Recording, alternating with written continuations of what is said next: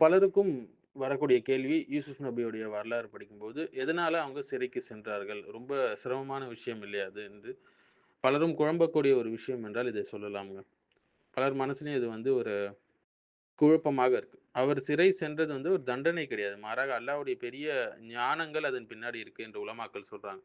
பித்அ சினீன் 3லிருந்து 9 வருடங்களுக்குள் அவங்க சிறையில இருந்ததாக சொல்லப்படுது.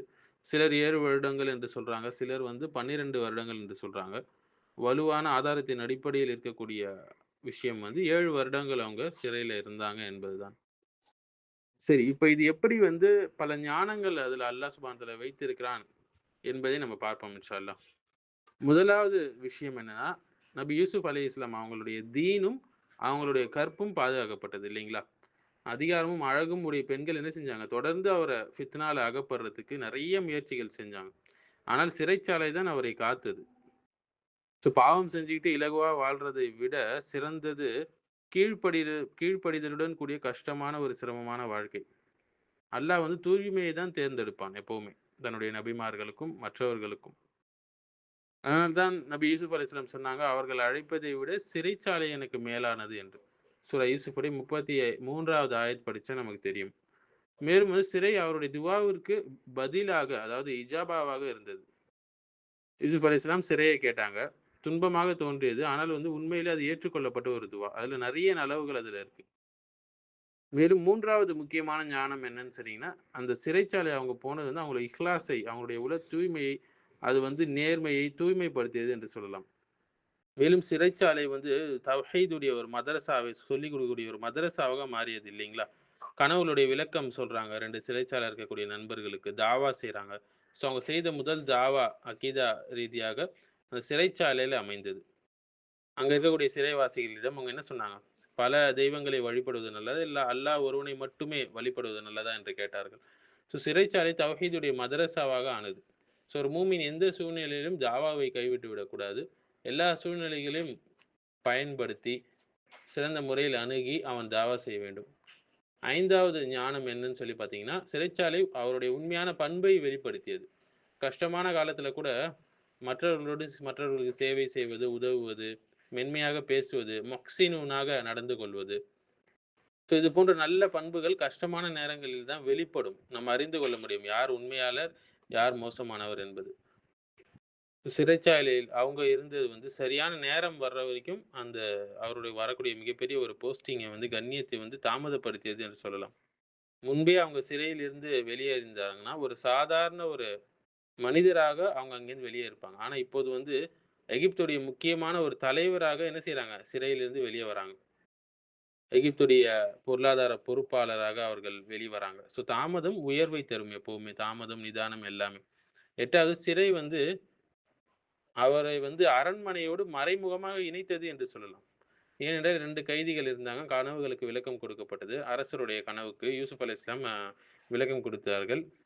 இந்த தொடர் சங்கிலிகள் எல்லாமே அவங்கள சிம்மாசனத்துல உட்கார வச்சது. அடுத்து 9வது ஞானம் என்று சொன்னோம் என்றால், சிறை மனித உளவியலுக்கு சிறந்த பயிற்சி அளித்தது என்று சொல்லலாம். கேட்பது, விலகுவது, அறிவுரை சொல்வது, மனிதர்களைப் பற்றி தெரிந்து கொள்வது, எப்படி சிறை போன்ற விஷயங்கள் பிரிசன் சிஸ்டம்ஸ் எப்படி இயங்குது என்பது, இது எல்லாமே சிறந்த ஒரு பயிற்சி அளித்தது அவங்களுக்கு என்று சொல்லலாம். எப்படி நடந்து கொள்வது ஒவ்வொருவரோடும் ஆட்சி செய்யக்கூடிய பயிற்சி எல்லாத்தையும் வழங்கியது. மக்களுடைய மனநிலை எல்லாத்தையும் அவங்க புரிஞ்சு கொண்டாங்க.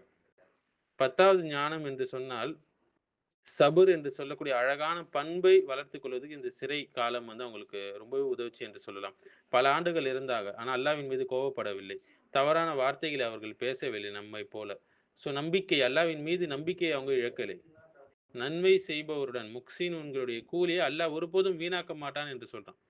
12வது அத்தியாயம் 56வது வசனத்துல. அவரை அவர் முஹ்சினூனாக இருந்தாரு. ஒரு காஃபிர் அரசர் என்ன செய்றாரு? அவருடைய தேவையை யூசுப் அலைஹிஸ்ஸலாம் கிட்ட பூர்த்தி செய்து கொள்கிறார் என்றால், எவ்வளவு பெரிய ஒரு தரஜா என்று மக்கான் என்று பாருங்கள். அடுத்து ஒரு முக்கியமான ஞானம் என்று சொன்னால், அவருடைய பேச்சையும், ஞானத்தையும் செம்மைப்படுத்தியது அந்த சிறை காலம். அமைதி, தெளிவு, வலிமை, நிதானம், அரசருக்கு அறிவுரை வழங்கக்கூடிய ஏற்ற நிலைக்கு அவரை அந்த சிறை ஷேப் பண்ணுச்சு என்று சொல்லலாம் இல்லைங்களா? மேலும் சிறை அவரது யூசுஃபை யூசுப் அலைஹிஸ்ஸலாம் ஒடுக்கப்பட்டவர்களுடைய முன்மாதிரியாக மாற்றியது இல்லைங்களா? அடிமைகள், கைதிகள் மேலும் பொய்யான குற்றம் சாட்டப்பட்டவர்கள். ஸோ கோடிக்கணக்கான மக்களுக்கு இது ஆறுதல். ஒருத்தவங்க நல்லவனா இருப்பான். ஆனா சிறை சென்றவனா இருப்பான். காரணம் வந்து பொய்யாக குற்றம் சாட்டப்பட்டிருப்பான். ஸோ இப்படிப்பட்டவர்களுக்கு இது ஒரு முக்கியமான ஒரு படிப்பினை முன்மாதிரி இருக்கு. நல்லவர்களும் என்ன செய்வாங்க? தீயவர்களால் என்ன செய்வாங்க? தவறாக காட்டப்படுவார்கள். ஸோ கண்ணியம் என்பது வந்து அல்லாவிடம் தான் நாம் எதிர்பார்க்க வேண்டும் தவிர, மக்களிடம் எதிர்பார்க்கக் கூடாது. பலரும் இன்று தவறே செய்யாமல் சிறைகளில் இருந்து கொண்டிருக்கிறார்கள். முக்கியமாக முஸ்லிம்கள்.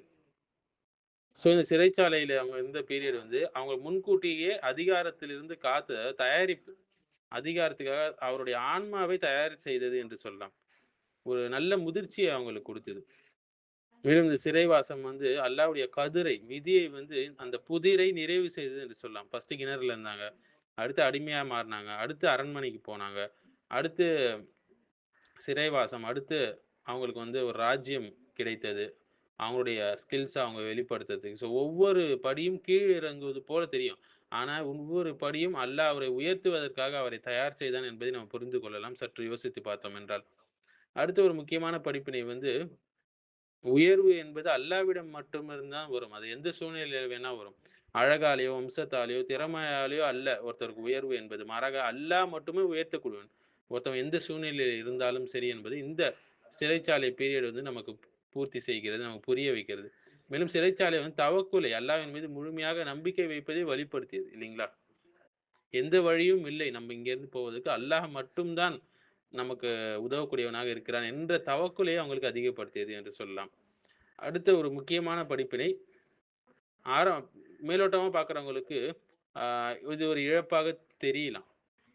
ஆனா அல்லாஹ் சுப்ஹானஹு வ தஆலா அவரை பாவத்திலிருந்து காப்பாற்றினான் இல்லையா? அந்த நல்ல அடியாரை பாவத்திலிருந்து காப்பாற்றி, சிறையின் பால் அவரை அவருடைய வாழ்க்கையை சில பகுதிகளை ஆக்கினான். சோதனைகள் இல்லாமல் ஒருபோதும் வெற்றி இல்லை என்பதை நம்ம இதிலிருந்து புரிந்து கொள்ள முடியுது.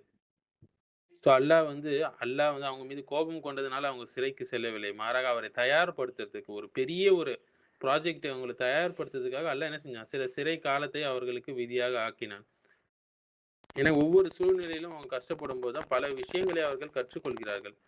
பிறகு வந்து பிற்காலத்துல ஒரு உணவுத்துறை மந்திரியாக அவர்கள் அந்த பொறுப்பை வகிக்கும்போது, அவங்க பக்குவப்பட்டாங்க. அந்த முதிர்ச்சியை அடைந்தாங்க.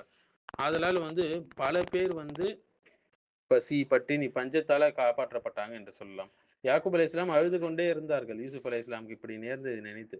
ஆனால் அவர்கள் வந்து யூசுப் அலைஹிஸ்ஸலாம் இவ்வளவு விஷயங்களையும் தன்னுடைய வாழ்க்கையில கடக்கல என்றால், பசி, பட்னியில முழு எகிப்தே வந்து பாதிக்கப்பட்டு, அங்க இருக்கக்கூடிய பெற்றோர்கள், தாய்மார்கள், தந்தைமார்கள், பிள்ளைகள் அழக்கூடிய நிலை, உயிர் போகக்கூடிய நிலை வந்திருக்கும் பசி, பட்டினியால. ஒருவருடைய அழுகை வந்து பல பேருடைய அழுகை வராமல் பாதுகாத்தது என்பதை நம்ம தெரியல. இது அல்லாஹ்வுடைய பிளான்ல முழுமையாக இருந்தது. ஆதலால் முஹ்சினூனாக நலவுகள் செய்யக்கூடியவராக ஒருத்தர் எப்போதும் இருந்தார். அல்லாஹ் சுப்ஹானஹு வ தஆலா எல்லா படைப்பினைகளையும் நம்முடைய சர்வீஸ்க்கு வர வைப்பான் என்பதை யூசுப் நபியுடைய வாழ்க்கை நமக்கு அழகாகவே நிரூபிக்குது என்று சொல்லலாங்க.